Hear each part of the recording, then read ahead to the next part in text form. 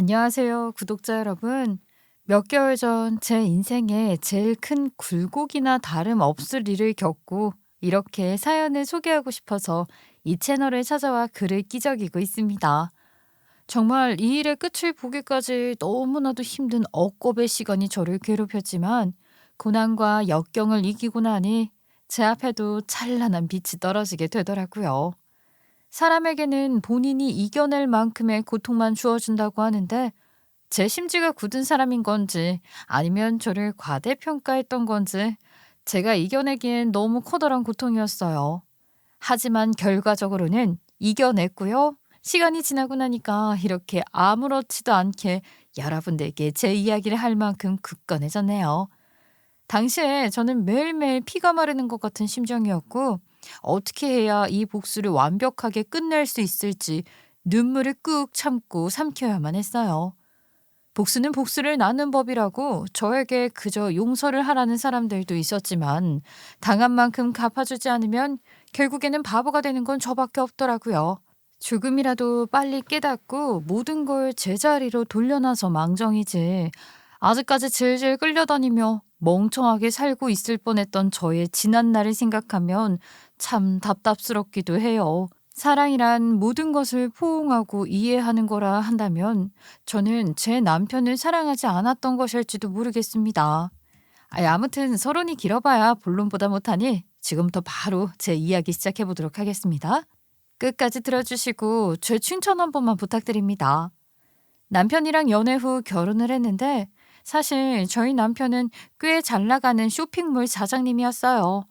물론 혼자서 일으킨 쇼핑몰은 아니고 동업자가 존재하긴 했지만요. 사실 동업자의 사업 수완이 좋아서 남편은 살짝 끌려다니는 입장이었는데 그래도 쇼핑몰이 장사가 잘 되어서 버는 돈이 쏠쏠한 사람이었지요. 저는 쇼핑몰 상세 페이지를 만드는 디자인 작업을 하고 있었는데 생각보다 조건이 좋아서 일을 하러 갔다가 남편을 만나게 되었고 연애를 시작하게 되었어요. 하지만 연애를 한 지 얼마 되지 않아 혼전 임신을 하게 되었고요. 생긴 아이를 책임져야 한다는 남편의 굳은 의지에 넘어가 결혼을 하게 되었어요. 내 쇼핑몰이 언제까지 장사가 잘 될지는 모르는 일이지만 적어도 내가 너를 굶겨 죽이는 일은 없도록 할게. 태어날 우리 아이에게 부끄럽지 않은 아빠가 될게. 알게 된 지 얼마 되지 않았고 연애를 시작한 지도 얼마 되지 않아 당황스러운 상황인 거 알지만 내가 네 옆을 꼭 지킬게. 믿어줬으면 좋겠어. 남편은 눈물을 글썽이며 저에게 평생 충성을 다하겠다고 다짐을 했고 아이가 생겨 혼란스러웠던 제 마음을 꽉 잡아주는 계기가 되었어요. 저는 남편을 믿고 의지하겠다고 결심을 했고 양가의 임신 소식을 알린 뒤 결혼을 하겠다고 통보 아닌 통보를 드렸습니다. 쇼핑몰 사업이 동업이긴 했지만 사업이 참 잘 되었어요. 그러니까 남편이 버는 돈도 꽤 괜찮았고 본인 수입원을 저희 부모님께 상세히 알리며 결혼해서 앞으로 어떻게 먹고 살 것인지 브리핑까지 하더라고요. 배가 조금 나온 상태로 드레스를 입어야 한다는 게 좀 속상했지만 부랴부랴 올린 결혼식 치고는 준비도 남편이 잘 해줬어요. 남편은 지구가 저를 중심으로 돌아가는 것처럼 행동을 했고 태교를 하는 내내 배에 대고 저희 아이에게 사랑한다 말을 해주는 자상한 1등 신랑감이었어요. 시집살이라는 것을 인터넷으로만 보고 배웠는데 그래서 시댁에 가는 게 무섭고 괜히 겁부터 나고 불편하고 했었거든요. 남편은 이런 저의 마음을 전부 이해해 주었어요. 그래서 시댁에 갈 일이 있으면 3번 중에 한 번만 갈 수 있도록 배려를 해 주었고요. 모든 대화를 할 때 본인을 거쳐서만 진행할 수 있도록 든든한 방패막이가 되어 줬어요. 오죽하면 어린 나이에 사고쳐서 결혼을 했지만 천생연분 제 짝을 만난 거라고 주위에서 다들 부러워할 정도였어요. 돈도 잘 벌지 생긴 것도 멀끔하지 우리 부모님한테도 어찌나 잘하던지 제가 챙기지 못하는 부분까지 일일이 챙겨주는데 감동적이더라고요. 어디 불편하신 곳은 없으신지 독감 예방 접종은 하셨는지 사소한 거 하나하나 살펴보는데 정말 제가 자식인지 남편이 자식인지 헷갈릴 정도더라고요. 저희 부모님께서도 칭찬을 당연히 아낌없이 퍼부어 주셨고요. 저에게 저런 사위라면 평생 믿고 맡겨도 되겠다고 하셨죠. 내가 정말 우리 김서방 덕분에 하루하루가 즐거워. 남자들은 보통 전화 통화하는 것도 귀찮아하는데 우리 김서방은 나 심심할까 봐 하루 종일 쫑알거린다니까. 내가 김서방 덕분에 TV를 안 틀어도 될 정도야. 우리 딸은 무슨 복이 있어서 이런 사위를 데리고 왔을까? 요즘 들어 엄마가 제일 신나고 즐겁다.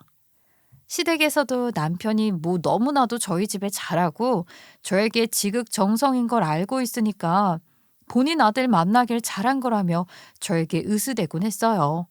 그 꼴이 딱 목에 깁스를 한 것 같아 보여서 웃음이 터지기도 했지만 뭐 아들 잘 키운 건 부정할 수 없는 현실이라 생각해서 저도 늘 감사하다고 인사치레를 했죠. 시댁은 남편이 버는 돈에 비하면 왠지 가난한지 이해가 안 갈 정도로 엄청나게 가난한 형편이었는데 남편이 돈을 가져다 주어도 시어머니가 늘 펑펑 썼나 보더라고요. 남편이 그 사실을 알고 생활비를 가져다 주지 않았고 정말로 돈이 필요할 때에만 용돈을 주는 형식으로 시댁을 지원하고 있었어요. 그러다 보니 시댁에서는 늘 돈 없다, 돈 좀 달라 소리를 입에 달고 사셨죠. 처음에는 좀 도와드려야 하는 거 아닌가 하고 생각을 했었는데 시어머니가 워낙 돈을 물 쓰듯이 쓰는 걸 알고 나서부터는 저도 남편에게 시댁 살림을 도우라는 말을 못 하겠더라고요. 사람이 형편에 맞춰 살아야죠. 물론 그 부분에 있어서 시어머니가 저에게 불만을 가지기도 했었고요.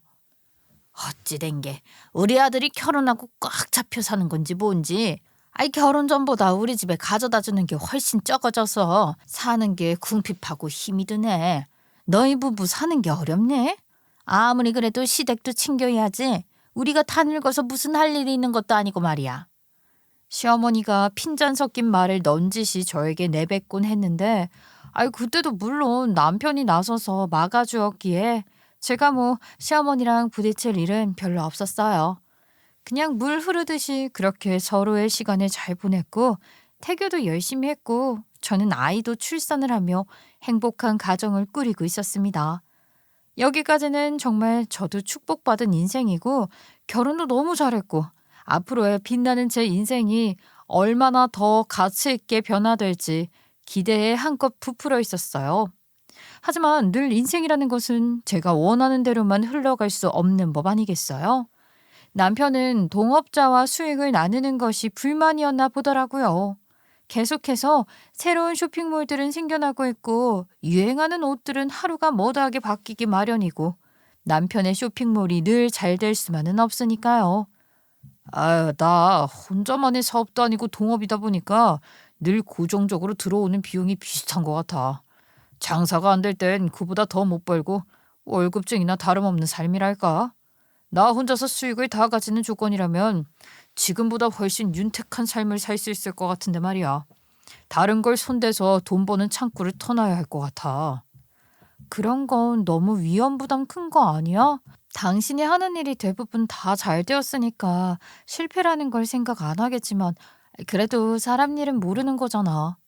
내가 생각 없이 사업을 하는 사람은 아니니까 이번에도 자신 있어. 지금 하는 일도 옷과 관련된 거잖아.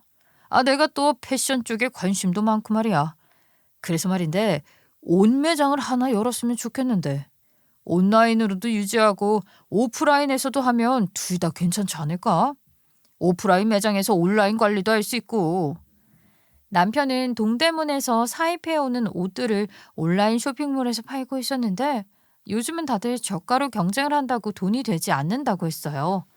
브랜드 옷을 팔아서 수익을 남기는 게 훨씬 더 좋을 것 같다고 하면서 백화점에 매장을 하나 가지고 싶다고 말을 했습니다.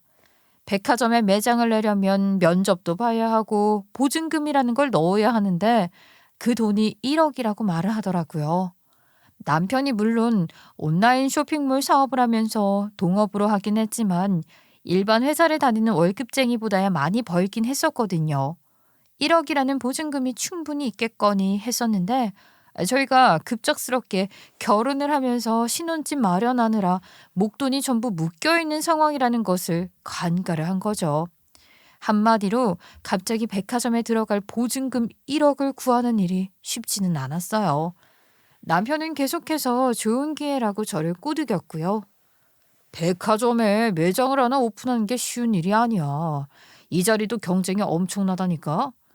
자리 위치도 딱 에스컬레이터 앞이라서 손님들이 무조건 오는 자리고, 이 자리도 놓치면 평생 후회할지도 모르는데, 어떻게 처갓집에 물어봐 줄 수는 없을까?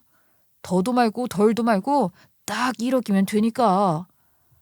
우리 집에서도 그렇게 큰 돈을 어떻게 단박에 마련하겠어. 그리고 나는 우리 부모님께 1억이라는 큰 돈을 달라고 말도 못 꺼내겠어. 어차피 당신 하는 일도 있잖아. 지금 하는 일 잘 되면 됐지. 욕심내서 두 가지를 어떻게 한 번에 하겠다고 그래. 그러지 말고 쇼핑몰 운영이나 잘하자. 이 바보야. 이렇게 좋은 자리를 놓치면 평생 후회한다니까. 쇼핑몰에서 버는 돈보다 훨씬 많은 돈을 벌 수도 있는 건데 이걸 못 알아보고 놓쳐. 남편은 계속해서 친정에 물어보라고 저를 압박했고, 저는 부모님께 1억이라는 큰 돈을 달라고 말을 할 염치가 없어서 계속 거절을 했어요. 남편은 저에게 좋은 자리 하나 못 알아보는 바보라면서 한숨을 푹푹 쉬었는데, 이게 매일같이 반복이 되니까 저도 기분이 나쁘더라고요. 일한답시고 육아에 도움은 하나도 안 주는 남편이 저에게 1억이라는 돈을 맡겨둔 사람처럼 구니까요. 그리고 그 매장이 무조건 잘 되리라는 법이 어디 있겠어요? 처음으로 남편과 부부싸움을 하는 일이 생기고 말았죠. 남편은 계속해서 제 안목을 무시하는 듯한 발언을 했고, 저는 그게 기분이 나빴거든요. 서로 무시하지 말아라, 무시는 누가 했다고 하냐 하면서 말다툼이 일어났고, 누가 봐도 부부싸움을 한 사람들처럼 대화를 하지 않았어요. 그렇게 서로 콧방귀나 끼면서 자존심 대결을 하던 도중에 저희 친정 부모님께서 지방에 가지고 계시던 땅이 하나 있었는데, 그 주변에 도로가 뚫리면서 땅값이 오르게 된 겁니다. 지금이 매매의 적기인 타이밍이라고 생각을 하신 친정 부모님께서는 땅을 팔고 꽤 큰 돈을 만지게 되었어요. 정말 운이 좋게 땅값이 한창 올랐을 때 팔아버리셔서 그 주변에 땅을 가지고 있었던 사람들보다 더 큰 돈을 만지게 된 것이었죠. 그 이야기를 저랑 친정엄마랑 통화를 하면서 나눴었는데, 우리 남편이 글쎄 얌체같이 그 소식을 몰래 엿듣고 있었던 거예요. 땅을 팔았고 큰 돈을 만지게 되었다는 사실을 알게 되었으니 우리 남편이 무슨 짓을 했겠어요? 바로 친정집으로 찾아가더라고요. 우리 남편 정말 대단한 게, 큰 돈이 생겼다는 것을 알게 되었다는 사실을 꽁꽁 숨기고는 친정집에 가서 식사를 대접하고 싶다고 하더니만 비싼 소고기집에 모시고 가더라고요. 저랑 사이가 대면대면한 상태였기 때문에 저 인간이 왜 저러나 하고 말았는데, 고기를 먹으며 술을 마시더니만 얼큰하게 취해서는 도와달라고 하더라고요. 제가 이번에 정말 좋은 자리를 하나 발견했습니다. 백화점에 있는 매장 자리인데 여기 매출이 어마어마하다고 하더라고요. 제가 쇼핑몰 일을 하고 있긴 하지만 버는 돈이 생각보단 시원찮아서 아이 키우고 노후 준비하기 벅찰 것 같습니다. 제가 뭐 나중에 마누라 굶길 수는 없는 노릇 아닙니까? 애 교육도 시켜야 하고요. 그러니까 딱 한 번만 눈 감고 도와주시면 안 될까요? 보증금 1억만 보태주시면 제가 어떻게든 갚겠습니다. 정말 잘해보겠습니다. 우리 친정 부모님께서는 제가 이 일로 마음고생을 얼마나 했는지, 남편이랑 얼마나 다퉜는지 전부 알고 계셨어요. 제가 사실 나이도 많은 게 아니었거든요. 혼전 임신으로 20대 중반에 결혼을 하게 되었으니 사실 제가 행복하기만을 바라셨을 텐데 마음고생하는 게 보기 힘드셨겠죠. 돈이 없는 것도 아니고 하니까 부모님께서는 안쓰러운 마음을 가지고 두 눈 딱 감고 한번 도와줘야겠다는 생각을 하셨나 봐요. 거기다가 남편 쇼핑몰이 잘 되어가고 있는 편에 속하기도 했고, 남편 사업 사안이 좋으니까 그거 하나 믿고 지원을 해주시겠다고 하신 거죠. 아휴, 내가 다른 건 몰라도 우리 사위가 그동안 우리한테나 우리 딸한테나 얼마나 잘했는지 잘 알고 있지. 거기다가 사업사안도 좋으니 내가 한번 믿어봄세. 1억? 내가 당장 내일 은행에 가서 보내주겠네. 놓치기 아까운 자리라고 하니 잘 운영해서 먹고 사는데 부족함이 없었으면 좋겠구만. 남편은 정말 머리를 땅에 박을 것처럼 감사하다고 말을 했고, 저에게도 그동안 핀잔해줘서 미안했다며 눈물을 글썽거리며 이야기를 했어요. 남편이 저에게 진심을 보여주니까 저도 그동안 꽁했던 마음이 사르륵 녹는 것 같았고, 앞으로는 더욱 열심히 살아보자고 굳게 다짐을 했지요. 남편은 친정아버지께서 보내주신 돈으로 본인의 매장을 백화점에서 차리게 되었고, 처음에는 오픈빨인지 뭔지 장사가 무척이나 잘 되었어요. 남편이 말을 했던 것처럼 자리 또한 에스컬레이터 앞에 위치해 있어서 그런지 손님들이 구경이라도 한 번 더 하시더라고요. 장사가 잘 되면서 온라인 쇼핑몰에 투자할 시간이 부족해지자 동업자랑도 사이가 살짝 틀어지게 되었고, 결국 남편은 본인 몫의 지분을 챙긴 뒤에 쇼핑몰에서도 손을 떼게 되었어요. 앞으로는 백화점에 있는 매장만 열심히 운영을 하겠다고 의지를 불태웠고, 저도 뭐 남편의 매장이 잘 되었으니까 별 걱정을 하지 않았죠. 그렇게 2년이라는 시간 동안 매장을 운영했고, 저희 친정 부모님께서 빌려주신 돈 덕분이라며 친정에도요 목숨을 바칠 기세로 아주 잘했어요. 저희 친정 부모님이 지나가는 말로 온천 여행을 하고 싶다고 말을 하신 적이 있는데, 남편이 글쎄 국내에 아주 비싼 온천 호텔에 예약해서 보내주기도 하고요.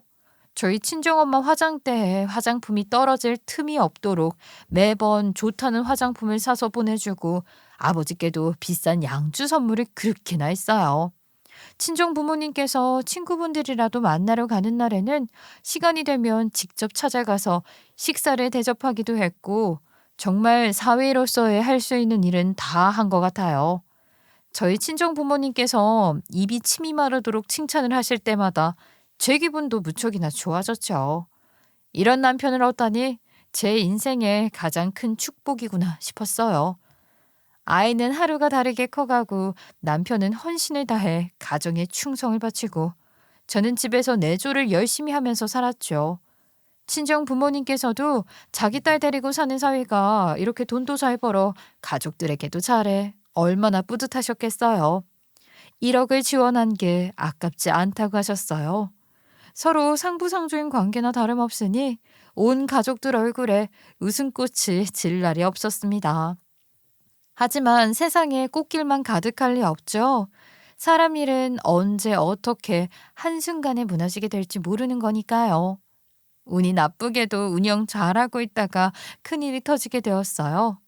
전 세계적으로 파장을 일으킨 역병이 터지게 되었고, 코시국으로 백화점 매출 타격은 물론이고 거리에 지나가는 사람 하나 없는 상황이 발생하고 말았죠. 승승장구할 줄 알았던 매장은 투자를 했던 비용의 반도 건지지 못한 채로 개미새끼 한 마리 지나가지 않는 공허한 공간으로 전락해버렸어요. 남편은 본인 운이 나빴던 것이라며 매일같이 술만 먹기 바빴고, 매출이 아예 나오지 않으니까 가게를 유지하는 것조차 힘들어졌죠. 그것보다 더 큰 문제였던 것은 아파트 대출금이 남아 있었는데, 그 대출금을 갚는 것조차 어려울 정도로 벌이가 없었다는 것이었어요. 백화점 매장 같은 경우에는 계약 기간이 정해져 있었는데, 남편은 계속해서 매장을 운영하느라 드는 비용 지출만 생기고 벌이가 없으니 손해를 보고 매장을 접게 되었어요. 계약 기간을 채우지 못했다는 이유로 보증금도 돌려받지 못했는데, 그동안 매장에 들어올 신상 옷들을 꾸준히 받았었고, 자리세도 냈고 남편이 돈만 날렸다고 하더라고요. 즉 친정 부모님께 어떻게든 갚겠다고 돈을 빌릴 땐 큰 소리를 떵떵 치긴 했었는데, 막상 매장을 접고 나니까 갚을 수 있는 돈이 없었던 거죠. 하지만 남편이 그 상황에서 뭐를 더 할 수 있었겠어요? 수중에 남은 건 계약 기간 조금 남은 의류 매장뿐인데 그조차 접어버렸으니, 이런 역병이 터질 줄 누가 알았겠냐고. 코시국이 말이야, 밖에 나가는 사람도 없고 밖에 나가지라는데 옷이 왜 필요해. 의류 사업은 돈이 안 돼. 저는 남편이 뭔가 깨달은 것처럼 이야기를 하는데, 이걸 왜 지금 와서 깨달았는지 의문이더라고요. 다들 밖에 나가지도 않고 재택근무를 하는데 이 와중에 누가 옷을 사요. 잠옷이나 팔렸으면 모를까. 아유, 진짜 답답하더라고요. 하지만 남편은 또 다른 것이 생각이 났다면서 장사를 시작해야겠다고 하더라고요. 저는 당연히 한숨만 푹푹 나왔죠. 남편이 할 줄 아는 게 뭐가 있다고 장사를 하겠다는 건지, 이제는 제발 평범하게 아무 회사에 취직이나 했으면 좋겠다 싶었어요. 물론 코시국 때문에 취업도 엄청나게 힘들다고는 하지만 남편은 취직을 할 마음 자체가 없었어요. 남편은 얼마 남지 않은 돈을 들고 배달 음식 장사를 하겠다고 설쳤고, 저는 극구 만류를 했지만 남편의 고집을 꺾을 수가 없었어요. 아니, 집에서 요리 한 번을 하지 않는 남편이 도대체 무슨 음식 장사를 하겠다는 건지 속이 시커멓게 타버리다 못해 제가 되어 사라져 버렸다니까요. 그나마 수중에 가지고 있는 돈까지도 전부 날려먹을 거라 생각하고 말렸죠. 아, 도대체 돈이 어디 있어서 음식 장사를 하겠다는 거야? 음식 장사가 쉬운 줄 알아? 식재료 값에 조리도구에 주방 가전에, 아, 그거 다 새로 들여야 할 거 아니야. 난 당신이 제발 정신 차리고 지금이라도 우리 아이와 나를 위해서 취직을 했으면 좋겠어. 장사라는 건 한철인 거야, 한철. 딱 한철 장사에서 돈 뽑아먹고 다른 걸로 갈아타야 하는 거라니까. 지금 시국이 어떤 시국이야? 집 밖으로 안 나오는 시국 아니야. 배달 음식 장사를 하면 이거 무조건 돈 번다니까. 나 한 번만 믿어봐. 나 믿어서 여태까지 손해본 적 있어? 없잖아. 남편은 믿는 구석이라도 있는지 아주 당당하게 행동을 했는데, 그 믿는 구석이란 바로 우리 친정 부모님이었어요. 아, 저한테는 말도 하지 않고 우리 친정에 찾아가서는 또 한 번 손을 벌린 거 있죠. 배달 음식점을 오픈하려고 생각 중인데 이번에는 3억이 필요하다고요. 제가 염치 없이 손 벌리는 거 잘 알고 있습니다. 하지만 제가 여태까지 한 일 중에 제 손으로 망친 일은 없지 않겠습니까? 저 한 번만 더 믿어주십시오. 제가 이번에는 어떻게든 다시 일어서서 저희 가정의 웃음꽃 피게 만들겠습니다. 3억만 빌려주시면 됩니다. 말 그대로 투자를 하시는 겁니다. 제가 그냥 빌려달라는 것도 아니고요. 투자를 해주시면 이득을 보는 만큼 투자금 전부 회수할 수 있도록 하겠습니다. 그뿐만이 아니라 남편은 너무나도 자신이 있다고 말을 하면서 백화점에 매장을 차릴 때 빌려갔던 돈 1억 또한 같이 갚겠다고 호언장담을 했어요. 남편이 너무 당당하게 말을 하니까 저희 부모님께서도 혹하셨고, 또 제가 굶고 사는 건 부모의 입장으로는 볼 수 없는 일이잖아요. 땅을 팔아서 남았던 돈으로 다시 한 번만 더 남편을 믿고 투자를 해 주시겠다고 하셨어요. 솔직히 나는 일이 많은 건지 긴가민가 하긴 하네. 자네를 못 믿는다는 건 아니지만 배달 음식점이라 하니 너무 뜬금없다는 생각을 지울 수가 없구먼. 그래도 내가 내 딸이 고생하는 건 보고 싶지 않으니 자네를 믿고 빌려주는 걸세. 투자금이라고 했으니 이득을 보는 순간부터 갚아나가는 거야. 예, 제가 꼭 약속 지키겠습니다. 제가 또 남잔데, 남자가 한 입으로 두 말하는 그런 파렴치한 놈은 아니지 않겠습니까? 대쪽같이 굴겠습니다. 믿어주십시오. 하지만 이쯤에서 끝날 돈 문제였으면 제가 답답하지는 않죠. 남편이 백화점 보증금 날려먹은 건 둘째치고 아파트 대출금 못 갚아서 쫓겨날 위기에 온 겁니다. 아파트 대출금도 돈이 있어야 갚는 건데 그동안 벌이가 없었잖아요. 그러니까 집으로 독촉장이 날아오게 된 것입니다. 하필이면 또 그 독촉장이 날아온 날이 저희 친정 부모님께서 손녀딸이 보고 싶으시다고 집에 놀러 오셨을 때였어요. 보고선 깜짝 놀라셔서 이게 뭐냐고 물어보셨죠. 아니, 독촉장? 너네 신혼집 대출금도 못 갚을 정도로 벌이가 없었던 거야? 아니, 김서방은 그러면 가게를 연다고 할 게 아니라 이 집부터 해결을 했어야지. 돈을 벌어야 빚도 갚을 수 있을 거라 생각했나 봐요. 제가 손을 더 벌릴 수 있는 입장도 아니고. 엄마, 너무 신경 쓰지 마세요. 어떻게 신경을 안 써? 집이 어떻게 될지 모른다고 독촉장이 날라왔는데 이렇게 대책 없어서야 되겠어. 김서방은 알고 있는 거지? 아휴, 내가 정말 속상하다, 속상해. 잘 운영되고 있던 가게까지 다 말아먹고 아유, 도대체 이놈의 역병은 언제 사라질런지. 결국에는 친정 부모님께서 아파트 대출금을 갚으라고 있는 돈 없는 돈 탈탈 털어서 3억을 더 해주셨고요. 저희 남편은 그 돈을 받고 엉엉 울음을 터뜨렸어요. 장인어른 장모님, 정말 죄송합니다. 제가 다 못나서 이 정도 빚도 해결을 못해서 장인어른과 장모님 가슴에 대못을 받고 제가 살면서 다 갚을게요. 막노동을 해서라도 무조건 갚을게요. 아이, 정말 도와주셔서 감사합니다. 너무나도 감사합니다. 절대로 까먹지 않고 빌려주신 돈 전부 갚겠다고 하면서 우는데 저희 부모님도 그 모습이 안쓰러웠는지 더 이상 잔소리를 못 하시더라고요. 저희는 밀린 대출금을 전부 갚을 수 있게 되었고 더 이상 대출금으로 허덕이는 일이 생기지 않게 되었어요. 물론 구독자님들께서는 답답해 보이시겠죠. 어떻게 그 큰 돈을 덜컥 내어줄 수 있냐고 생각하실 거 다 알아요. 하지만 그동안 남편이 정말로 저희 친정 부모님께 잘했어요. 듬직한 모습 많이 보여주었고 이런 예기치 못한 일이 생기기 전까지는 정말 가정으로서 충실한 모습을 보여주었으니까요. 게다가 부모님 입장에서는 일단 자식부터 살려야 하지 않겠냐는 마음으로 저희 부부를 도와주실 수밖에 없으셨대요. 남편은 늘 항상 친정 부모님 앞에서 죄송해하는 모습을 보여주었고 주눅이 잔뜩 들어있었어요. 여기서 시댁은 뭘 했냐고 물어보신다면 앞서 말씀드렸듯이 저희 시댁은 우리 집보다 더 가난하고 가진 게 없는 사람들이었어요. 그러니까 10원짜리 한 장도 나오지 않는 그런 집이었어요. 아무튼 친정에 손을 벌리고 빚더미에서 출발을 하게 된 배달 음식 장사는 의외로 요리를 전공한 신우가 일손을 도우면서 점점 번창하기 시작했어요. 남편은 신우가 하는 것들 보고 레시피를 따라 배우며 음식을 만드는 일에 익숙해지기 시작했고 신우가 없어도 혼자 매장 운영을 할 수 있을 정도까지 발전을 했어요. 신우가 요리를 전공한 덕분인지 뭔지 특별한 맛이 더 있다며 소문이 나면서 배달 주문이 쏟아지기 시작했어요. 사람이 정말 죽으라는 법은 없나 보더라고요. 남편은 본인이 벌인 일이니 본인이 책임을 지겠다면서 정말 열심히 살았습니다.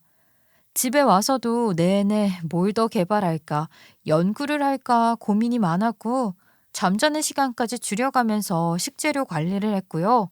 제가 봐도 참 안쓰러웠어요. 요즘 장사가 잘 된다고 들었는데 손에 습진이며 뭐며 아이고 이거 다 부르튼 거 봐라. 세제를 하도 만지니까 이렇게 되는 거야. 고무장갑을 껴야지. 김서방 많이 힘들지? 장사하는 게 참 쉬운 일이 아닌데 말이야. 고무장갑을 끼면 뽀드득하게 닦이는 맛이 나지 않더라고요. 장모님, 저요 하나도 안 힘들어요. 이런 습진 주부들은 다 가지고 있는 거라면서요. 저 진짜 괜찮아요. 제가 꼭 제기해서 장모님께 효도하고요. 장인어른께 전부 다 갚을 거예요. 그러니까 저 믿어주세요.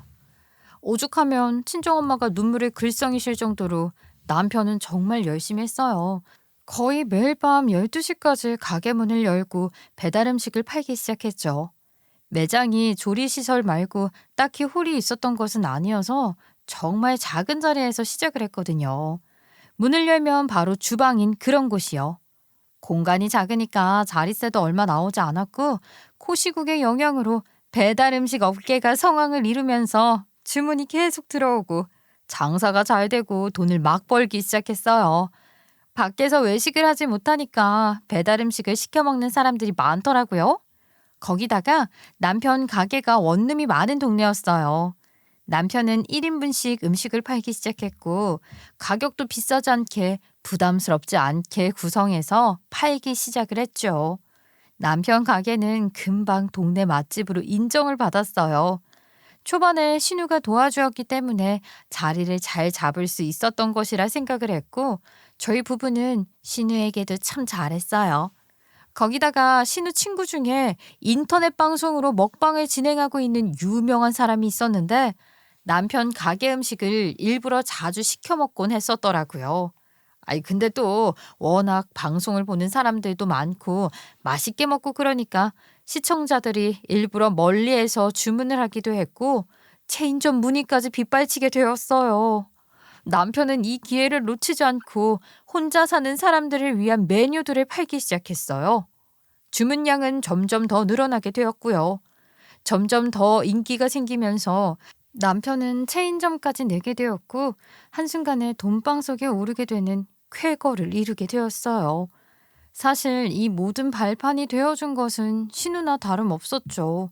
남편은 고마운 마음을 담아서 신우에게 선물도 많이 사주고 신우 아니었으면 이 정도로 번창하고 돈을 많이 벌지 못했을 거라고 하면서 신우에게 용돈도 많이 주기 시작했어요.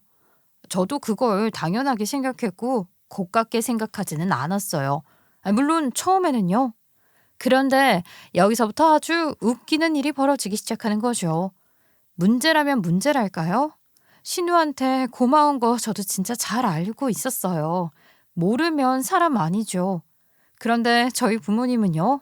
남편이 신우 챙기는 거야 100번 이해한다고 해도 이 모든 일을 시작할 수 있었던 것은 저희 부모님 덕분이잖아요. 남편이 저희 친정 부모님은 쏙 빼고 신우만 챙길 때마다 어처구니가 없어서 아주 이를 갈게 되더라고요.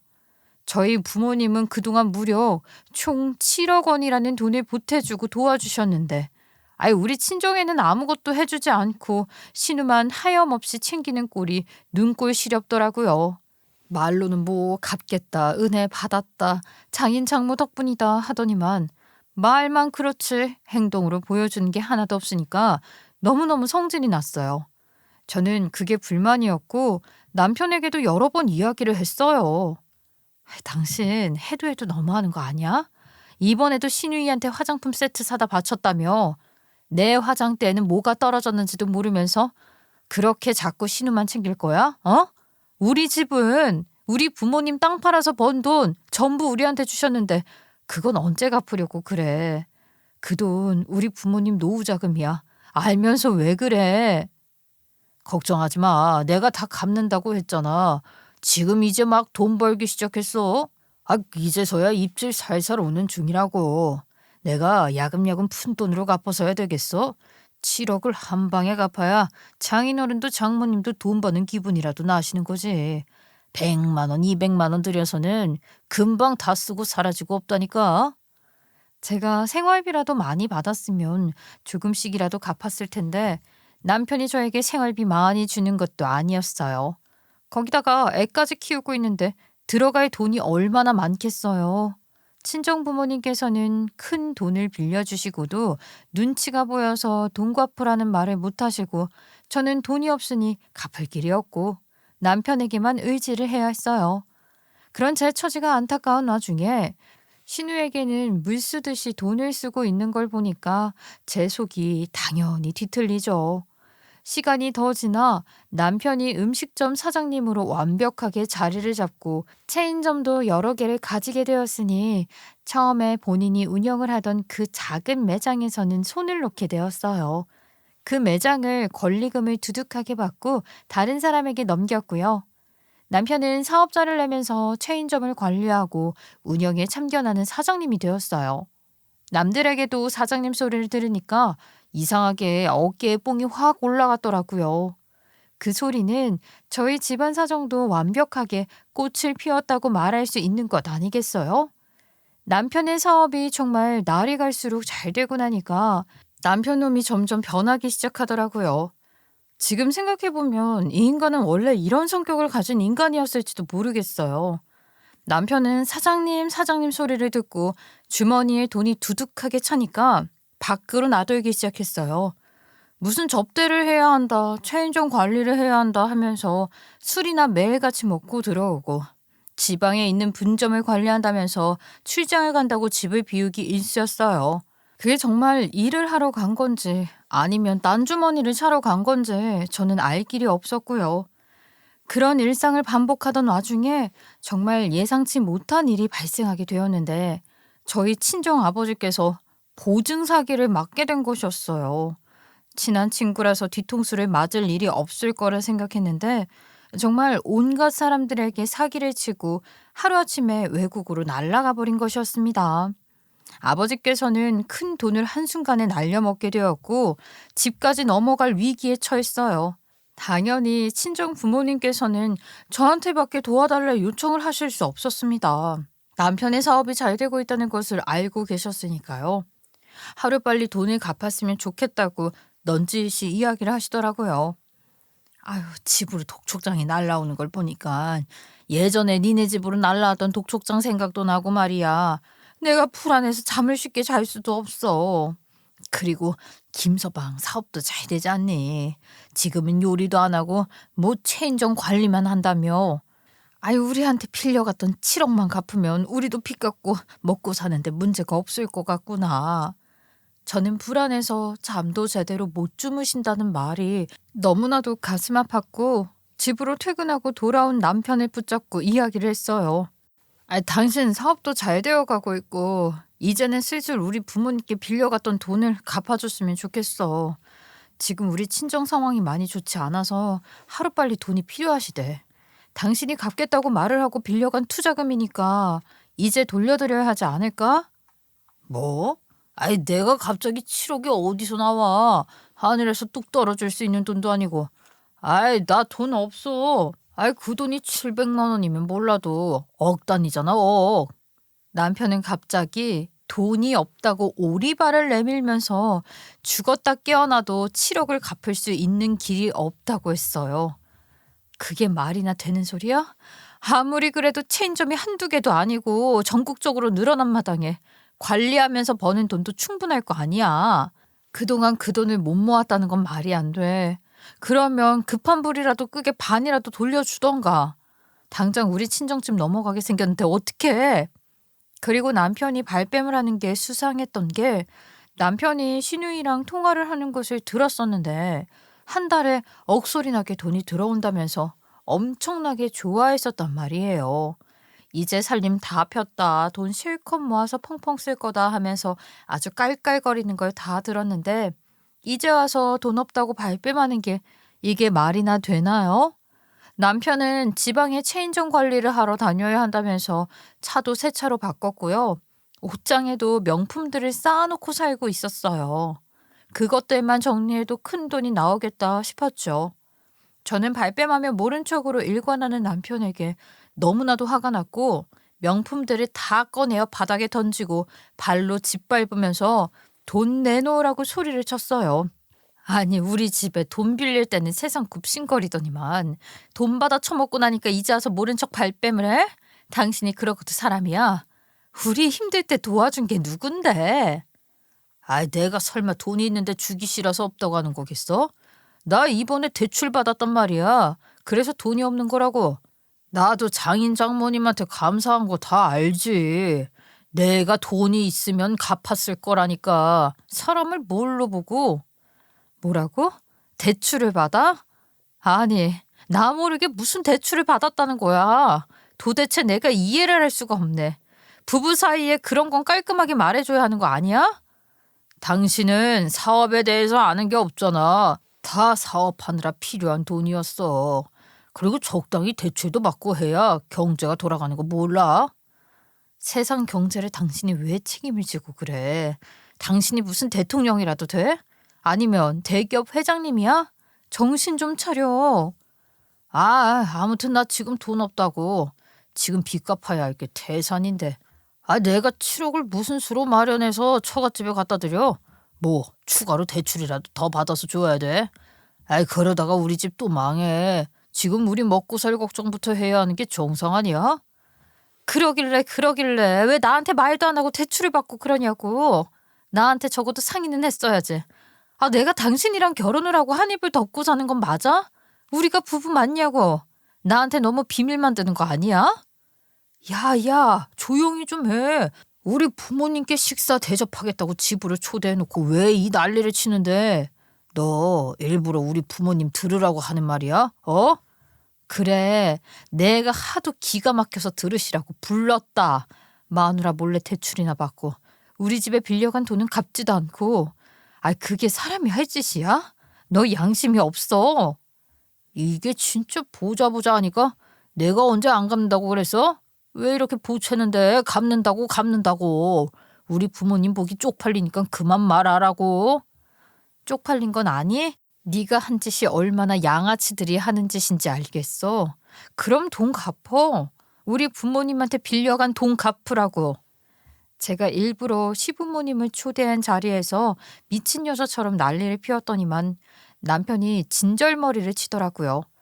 저는 갈 때까지 한번 가보자는 심산으로 일부러 이런 짓을 벌인 것이었죠. 이렇게라도 해야 남편이 기분 나빠서라도 돈을 갚을 거라 생각을 했거든요. 야, 너 진짜 독하다. 우리 부모님 앞에 두고 일부러 이런 짓까지 하고, 나는 돈 없어. 우리 부모님 뵙기 부끄러우니까 그냥 집으로 모셔다 드리고 올게. 밥은 너 혼자 처먹던지 말던지 알아서 하고. 아유, 내가 진짜, 아유. 남편이 시부모님께 소란을 피워서 죄송하다고 하며 배웅을 나간 사이에 저는 씩씩거리면서 화를 참고 있었는데 그 순간 남편의 휴대폰이 요란스럽게도 울리더라고요. 누군가 하고 봤더니 신우이였고 저도 신우한테 한 소리 하고 싶었기 때문에 일부러 그 전화를 받았어요. 뭐 제가 못 받을 전화는 아니었으니까요. 그런데 전화를 받자마자 신우가 들뜬 목소리로 신이 나서 막 혼자 떠드는 거예요. 오빠, 나 진짜 집이 너무 좋아서 눈물까지 나더라니까. 현관문 앞에 딱 섰는데 이게 내 집이라니. 너무 감동적이잖아. 오빠, 너무 고마워. 오빠 덕분에 이런 집에서 살아본다. 아가씨, 저예요? 옳게요. 아니, 집이라니 그게 무슨 소리예요? 아가씨 이사 갔어요? 무슨 집? 그게 왜 우리 남편 덕분이에요? 아직 언니 몰랐구나. 이번에 오빠가 나한테 장사 레시피 알려준 거 너무 고맙다고 큰맘 먹고 신도시 아파트 하나 해줬잖아. 저는 완전 처음 듣는 소린데요. 지금 그러니까 남편이 아가씨한테 집을 해줬다는 거죠? 그것도 신도시에? 당연히 말하고 해준 줄 알았더니 몰랐어? 차인점까지 줄줄 내게 된 공로가 전부 내 덕이라더라. 내 친구가 인터넷 방송으로 먹방하는 거 알지? 걔가 홍보 잘해줬잖아. 고맙다고 걔한테도 명품 백 하나 선물해주던데. 저는 그 말에 너무나도 큰 충격을 받았어요. 남편이 시부모를 배웅하고 왔는지 피곤해하며 집으로 들어오는데 제가 바로 따지고 들었죠. 신우한테 집 해줬다는 게 무슨 소리야 도대체? 그것도 신도시에. 거기는 전부 줄줄이 브랜드 이름 달려있는 새 아파트 아니야? 아니, 그 사실을 어떻게 알았어? 내가 몰래 해주느라 힘들었는데. 아이씨, 설마 동생이 전화해서 자랑했어? 그거 진짜 내가 입 다물라고 했더니 그 촉새가. 지금 그게 중요해? 설마 신우한테 집 해주겠다고 대출까지 받은 거야? 내가 정말 못 살겠다. 당신이 어떻게 이런 식으로 내 뒤통수를 칠 수가 있어? 뒤통수라니. 그럼 내가 전국적으로 체인점까지 가지게 되고 사장님 소리 들으면서 이렇게 돈 벌게 된 게 누구인데. 당연히 내 동생 덕분 아니야? 내 동생 아니었으면 애초에 장사 시작도 못했을 거야. 고마워서 아파트로 갚았다. 왜? 그동안 고맙다고 신우한테 해준 게 얼만데. 명품 가방 사줘, 옷 사줘, 용돈 줘. 그걸로 이미 고마운 마음은 분에 넘치게 해준 거 아니야? 집까지 해주는 건 오바 아니냐고. 그리고 우리 친정집에서 돈 받아먹은 건 왜 안 갚는 건데. 당연히 갚아도 그게 먼저지. 아파트 값이 얼만데. 바가지 좀 그만 긁어라. 누가 그 돈 떼어먹는다고 그랬어? 갚는다고 좀. 내가 천천히 갚을 거라고. 한 20년만 기다려. 내가 갚을 테니까. 그러더니 뭐가 웃긴지 20년 깔깔깔거리면서 웃는 게 아니겠어요?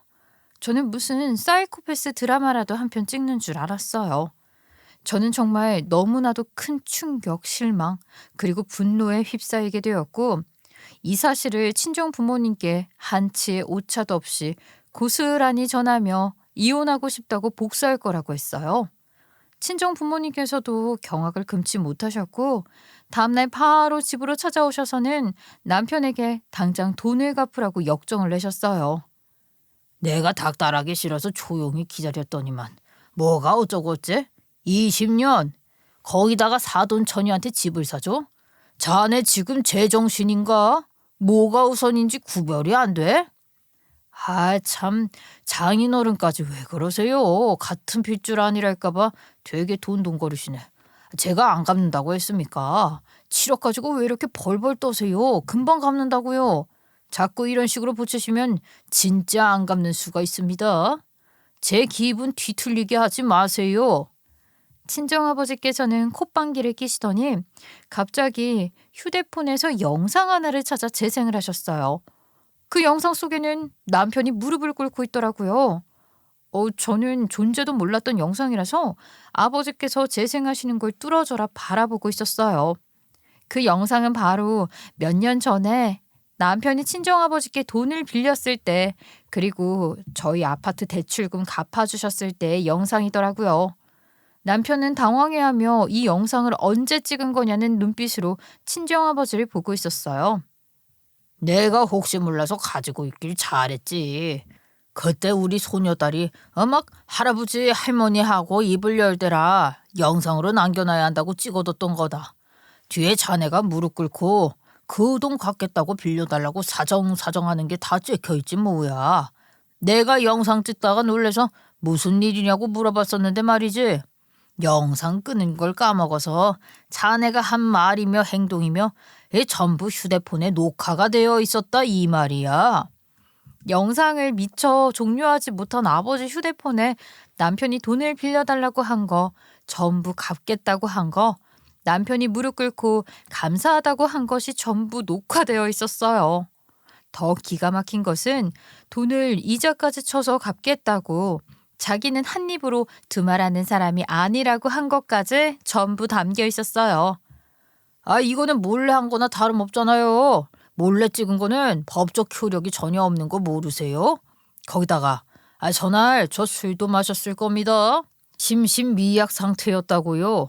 그런 상태에서 무슨 말을 못하겠어요. 절대로 저는 모르는 일입니다. 그래, 이게 법적 효력이 있는 건지 없는 건지 내 한번 따져보도록 하지. 경찰서에 가서 영상 보여주고 이게 법적 증거가 되냐 안 되냐 물어보면 그만 아닌가. 당장 가자고.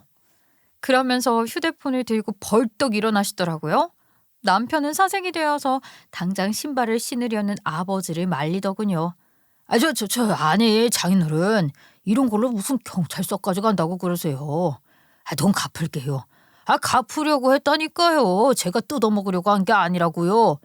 제가 뭐 각서라도 써야 믿으시겠어요? 다음 달부터 바로 돈 드릴게요. 계좌번호나 문자 메시지로 찍어주세요. 아이 참나. 그렇게 다음 달부터 돈을 갚겠다고 호언장담을 하며 당당하게 굴던 남편놈은 그 뒤로 또 입을 싹 씻더라고요.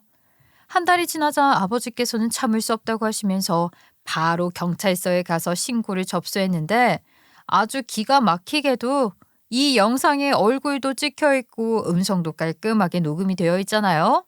그 이후에 돈을 이체한 기록까지 3박자가 딱딱 들어맞았으니 법적인 효력이 발동한다고 하더라고요. 몇백만 원도 아니고 무려 7억이나 되는 돈이니까 경찰서에서도 큰 건수 잡았다고 생각했는지 바로 신고를 받아주었어요. 아버지는 그쯤에서 멈추면 이 못된 놈이 정신을 차리지 못할 것이라 하시면서 지급 명령에 관한 민사 서류를 신청해서 접수를 하셨어요. 소액도 아니고 거액이다 보니까 지급 명령에 대한 소송에서 승소를 하게 되었고요. 지급 명령 확정이 났음에도 배째라고 나오는 남편에게 채무 불이행자 명부를 등록해 버리셨죠. 이게 말이 어려워서 그런데 한마디로 남편을 신용불량자로 만들었다는 이야기입니다. 저는 소송이 시작된과 동시에 별거를 시작하며 이혼 소송도 준비했어요.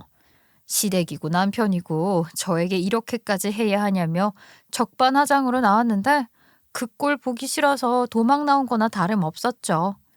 암튼 남편은 7억이라는 돈을 지급하지 않아서 신용불량자가 된 것도 모자라 지급 명령 승소로 붙게 된 법정 이자까지 물어야 하는 판이 되었어요. 신용불량자가 되었으니 남편 사업이 제대로 굴러가겠어요? 보증보험에 관련해서 문제가 생기기 시작하면서 당연히 남편 사업장에도 지장이 생기게 되었죠. 본인 상황이 점점 악화된다는 걸 깨달았는지 신용불량자가 된 것을 풀어달라고 친정에 찾아와 빌더라고요. 제가 그 참 전 사자의 코털을 건드린 것 같습니다. 잘못했습니다. 이혼요? 해달라는 대로 다 해주겠습니다. 제발 신용불량자 이것만 풀어주세요. 법정 이자까지 쳐서 한 번에 돈 다 갚으면 그때 풀어줄게. 당신이 돈 갚겠다고 입만 열어놓고 안 갚은 게 벌써 몇 년이야? 더는 못 봐줘. 나 진짜로 돈이 없어서 그래. 나 한 번만 기다려주면 안 돼? 내 말 못 믿는 거 아는데 제발. 나 사업장에서도 지금 밀려나게 생겼다고. 저는 제가 알 바 아니라며 일축을 했고 결국에는 이리 치이고 저리 치이던 남편 놈은 감당이 되지 않는 이자에 골머리를 썩기 시작했어요. 원래요 법정 이자가 높거든요. 그러니까 신우에게 집 사줬던 것을 다시 되팔아서 저희 친정 부모님께 돈을 갚았고 저는 이혼 소송에서 승소를 했어요. 전 남편이 되어버린 그놈의 사업체는 전 남편이 갑자기 신용불량자가 되고 보증보험에 문제가 생기게 되니까 실질적인 타격을 입게 되었죠. 가맹점주들이 전부 불안해하면서 들고 일어서기 시작했고 전 남편은 결국 본인 사업장에서 사장직을 내려놓고 쫓겨나게 되었어요. 저는 이혼 소송에서 승소를 하자마자 재산분할 신청을 했고요. 더 나아가서 양육비까지 전부 일시불로 물어내라 했어요. 저 입만 열면 나중에 주겠다 거짓말만 늘어놓는데 양육비도 돈 없다고 안 주면 어떻게 하나요? 한 방에 딱 받아내야죠. 전 남편은 결국 가진 사업체, 집 전부 팔아서 저에게 재산을 뚝 떼어줘야 했고 빈털터리가 되어서 이전 시댁으로 돌아가게 되었답니다. 거기서도 백수나 다름없으니까 꺼다 놓은 보리자루 신세가 된 것은 물론이고 이전 신우에게 집을 해줬다가 빼앗았으니 서로 앙숙처럼 지낸다고 하더라고요. 전 남편이 할 줄 아는 게 없으니까 어떻게든 양육비를 마련하기 위해서 아르바이트를 전전긍긍하다가 결국 식당에 들어가서 잡일거리마다 한다고 하더라고요. 아유 그렇게 큰 소리 떵떵 치면서 저를 무시하고 살더니만 허드렛일 하면서 입에 풀칠하는 꼴이 아주 기가 막히죠. 이래서 마음 곱게 쓰고 살아야 한다는 말이 있나 봅니다. 빌려갔던 돈 7억에 이자까지 갚아서 유치장 신세는 면했지만 차라리 유치장이 나았을지도요. 거기는 밥 먹는다고 눈치 주는 가족들은 없으니까요. 앞으로 지옥 같은 인생에서 허덕이며 살길 바랍니다. 저의 긴 이야기 함께 들어주셔서 감사합니다. 안녕히 계세요.